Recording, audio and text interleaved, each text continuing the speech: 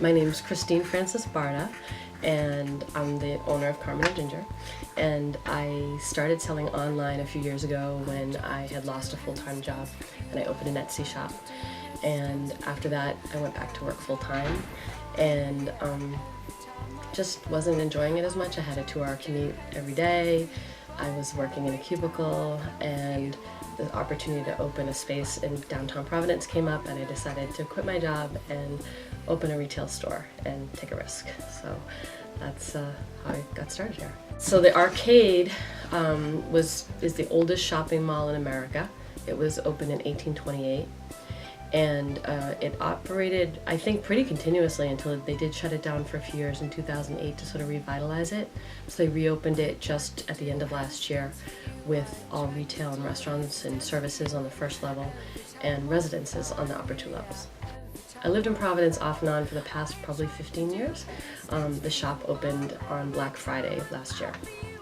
Well, I wanted to have a place downtown that had a variety of appeals to the different people that come down here. So I want to have just interesting things. I'm more drawn to things that I like how they're made, or the shape, or the color, the design, as opposed to sort of a trend, you know. So I have things that are, you know, $1 or less than $1 each, that are just interesting old things, to, you know, major pieces that are really unique and mid-century and cost a little bit more and would go to a more high-end collector. So I want people to walk in, whether they're a student or a professional starting out, they don't have a big budget, you know, to someone who might be looking for a higher end thing, and have them all feel like there's something speaking to them here in the store.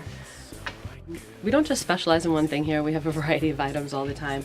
And one category we always have are clothing and accessories for both men and women. And this is just a sample of some things that we have.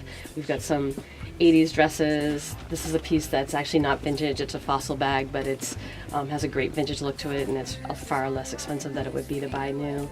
We have vintage lucite shoes from the 1950s. We have peep toes from the 1940s. We have crazy shoes from the 1960s. So one thing that we sort of started specializing in are vintage cameras. And we try to always have a variety in stock. So we stock cameras that are not so much functional, just interesting for historic reasons. So for instance, this one was made in 1938 in Europe, and it has a cast body, and you can't buy the film for it anymore, but it's a really beautiful collector piece. But we also have functioning Polaroid cameras, and students especially love these. These are the cameras where you can buy the film from the Impossible Project. And this is another one up here, which is the rainbow camera, which is very desirable at the moment with collectors.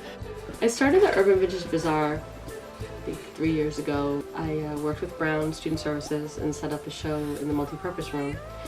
And I think fall 2011 was the first one that we did.